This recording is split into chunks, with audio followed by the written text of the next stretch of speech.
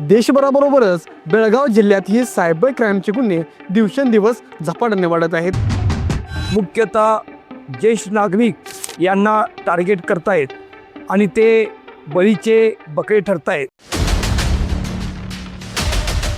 First of all तुम्ही कधीही आपलं OTP पिन किंवा आपला CVV नंबर जे ATM कार्डचं पाठीमागे असते किंवा पासवर्ड कधीही कोणालाही तुम्ही शेअर करू नये. अपडेट करायचं आहे किंवा तुम्हाला लॉटरी लागलेली आहे आणि तुम्ही तुमचे अकाउंट डिटेल्स पाठवा असं काही तुम्हाला कॉल येईल किंवा ईमेल येईल, कृपा करून त्या तशा कॉलला तुम्ही किंवा त्याच्या ईमेलला तुम्ही कधीही रिस्पॉन्ड करू नका. ते 100% ते फेक असतात.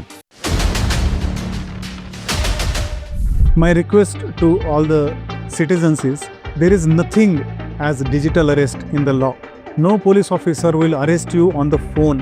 So if at all you receive a call that somebody is calling from CBI or ED or Supreme Court or High Court and they're making demand of money, please understand that call is bogus. देशभराबरोबरच Belgaum जिल्ह्यातही cyber क्राईमचे गुन्हे दिवसेंदिवस झपाट्याने वाढत आहेत. Digital व्यवहार आणि online सेवेचा वाढता वापर त्यामुळे अनेक नागरिक या फसवणुकीच्या जाळ्यात सहजपणे अडकत आहेत.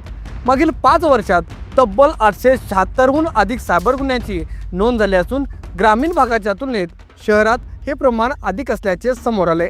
विशेषतः वयोवृद्ध आणि सुशिक्षित नागरिक या सायबर गुन्ह्यामध्ये बळी ठरत आहेत. पाहूयात या संदर्भाचा हा विशेष रिपोर्ट. डिजिटल युगामध्ये व्यवहार सोपे झाले असले तरी त्याचबरोबर सायबर गुन्ह्यांचा धोका मोठ्या प्रमाणात वाढला आहे. बेळगावमध्ये मागील 5 वर्षात सायबर फसवणुकीच्या घटनांनी चिंताजनक पातळी गाठली आहे. बेळगाव पोलीस आयुक्तालयाच्या हद्दीत 494 तर जिल्हा पोलिसांच्या अखत्यारीत 382 असे एकूण 876 सायबर गुन्हे नोंदवले गेले आहेत. या आकडेवारीवरून शहरात सायबर गुन्ह्यांचे प्रमाण ग्रामीण भागापेक्षा अधिक असल्याचे स्पष्ट होते. शहरातील नागरिक digital payment, online banking, social media आणि ई-कॉमर्सचा मोठ्या प्रमाणावर वापर करत आहेत. याचाच फायदा घेत सायबर गुन्हेगार विविध प्रकारे फसवणूक करत आहेत. 2022 ते 2025 या कालावधीमध्ये शहरात दरवर्षी 100च्या आसपास सायबर गुन्हे नोंदवले गेले आहेत. चालू वर्षाच्या फेब्रुवारीपर्यंतही 21 प्रकरणे नोंदली गेली आहेत. ग्रामीण भागातही गुन्हे होत असले तरी त्यांचं प्रमाण तुलनेनं कमी आहे. सायबर गुन्ह्यांमध्ये बनावट कॉल, OTP फसवणूक, सोशल मीडियावर फेक प्रोफाईल, गुंतवणुकीचे आमिष आणि फेक लिंकद्वारे पैसे लंपास करणे हे प्रकार अधिक आढळून येत आहेत. सायबर क्राईम घडत आहेत. याच्यासाठी आपण काय काय प्रिकॉशन घ्यायला पाहिजे. फर्स्ट ऑफ ऑल तुम्ही कधीही आपलं OTP पिन किंवा आपला CVV नंबर जे ATM कार्डचं पाठीमागे असते किंवा पासवर्ड कधीही कोणालाही तुम्ही शेअर करू नये. बँक कधीही तुम्हाला या OTPसाठी किंवा काय पासवर्ड विचारण्यासाठी कधीही कॉल करत नाही, ईमेल करत नाही. हे सर्वांनी कृपया लक्षात घ्यावे. आणि आपण जे पण आपण वेबसाईट्स यूज करतो त्यामध्ये तुम्ही एक बघायला पाहिजे त्या वेबसाईट्समध्ये आपण कधीही HTTPS जे कुलूप एक असलेले चिन्ह असलेले जे वेबसाईट्स असतात तेच शक्यतो वापर करावा.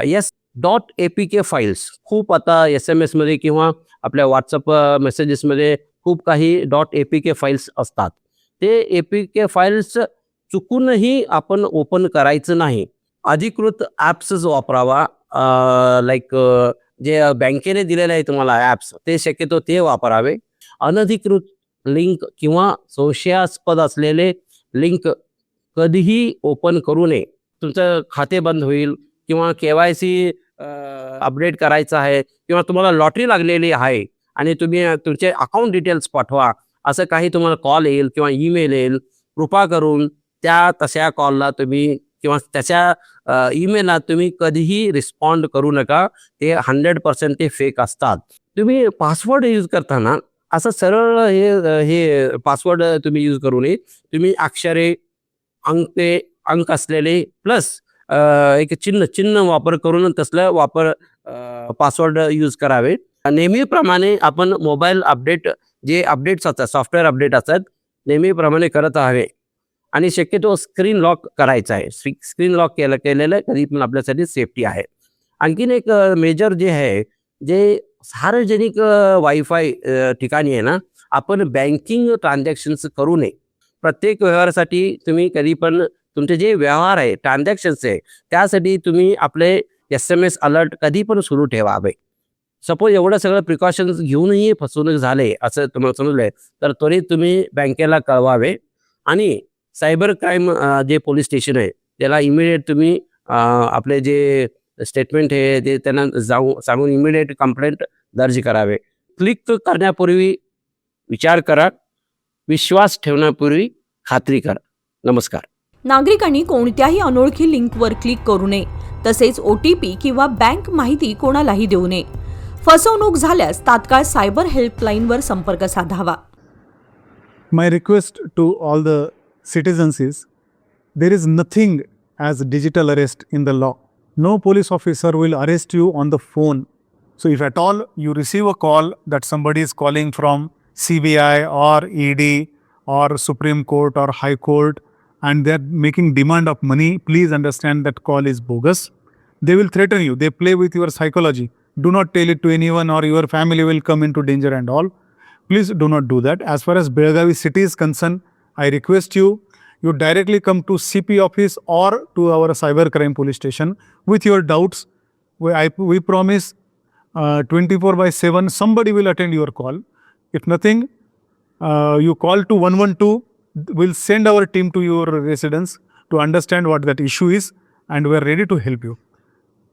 Here in this cyber crimes, prevention is far better than detection because the numbers are coming from Uttarakhand, bank accounts are in different places.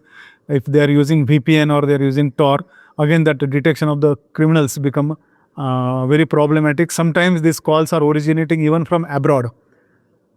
So please, especially the senior citizens, you are little vulnerable lot. This digital arrest, where we are seeing there is a pattern, only 60 plus people are falling for it, and they are in the they play with these criminals are playing with the psychology of senior citizens. So please talk to your family members or talk to our police officials. We are there to protect you, but please give us a chance for the same. Thank you. Cyber गुन्हेगार आता परदेशी server आणि virtual नंबरचा वापर करत असल्यामुळे तपास अधिक गुंतागुंतीचा झाला आहे. त्यामुळे नागरिकांनी अधिक सतर्क राहणे आवश्यक आहे. सायबर गुन्ह्यांचे वाढते प्रमाण लक्षात घेता जनजागृती मोहीम, सायबर सुरक्षा प्रशिक्षण आणि तांत्रिक यंत्रणा अधिक सक्षम करण्याची गरज व्यक्त होत आहे. बेळगाव शहरात सध्या डिजिटल अरेस्ट आणि सायबर गुन्हेगारांच्या वृत्तीने पुन्हा उचल खाली आहे आणि याच्यातून मुख्यतः ज्येष्ठ नागरिक यांना टार्गेट करतायत आणि ते बळीचे बकरे ठरतायत. आपण गेल्या आठवड्याभरात आपण वृत्तपत्रात किंवा समाज माध्यमावर या संदर्भात आलेल्या फसवणुकीचे गंडवलेल्या ज्येष्ठ नागरिकांची उदाहरणं वाचले असणारच, पण त्यासाठी ज्येष्ठ नागरिकांनी आधुनिक काही बोध घेणे, यातून कुठल्याही डिजिटल अरेस्टच्या नावाखाली ज्येष्ठ नागरिकांना जी भीती घातली जाते आणि त्या भीतीपोटी ते आपलं सर्वस्व गमावून बसतात आणि ह्यासाठी कुठलाही फोन अज्ञात व्यक्तीकडून आला किंवा कुठलाही मेसेज आला तर त्याची शहानिशा करूनच किंवा घरातील एखाद्या जाणकार व्यक्तीला विचारूनच त्या फोनवर किंवा त्या मेसेजवर संपर्क साधावा, जेणेकरून आपण फसले जाणार नाही. या संदर्भात वृत्तपत्रातून, समाज माध्यमातून, जिल्हा प्रशासनाकडून, पोलीस प्रशासनाकडून वेळोवेळी या संदर्भात सावधगिरी कशी बाळगावी याचा प्रचार केला जातो आहे. ज्येष्ठ नागरिकांनी यापुढे सावधानता बाळगावी असे आव्हान मी करतो. कारण ग्रामीण भागातील लोक सहसा समाज माध्यमातून, ज्येष्ठ नागरिक हे समाज माध्यमातून दूर असतात आणि बेळगाव शहरातील नागरिक हे समाज माध्यमाकडे जवळलेले असतात.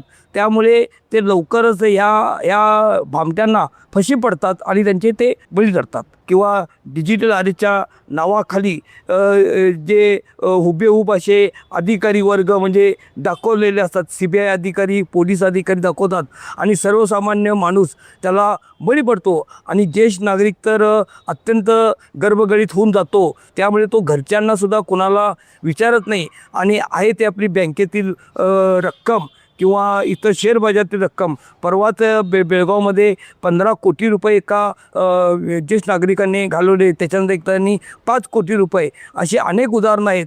आणि ह्यामुळे की ग्रामीण भागात हे प्रमाण कमी आहे, पण शहरी भागातले ज्येष्ठ नागरिक याला फशी पडतात.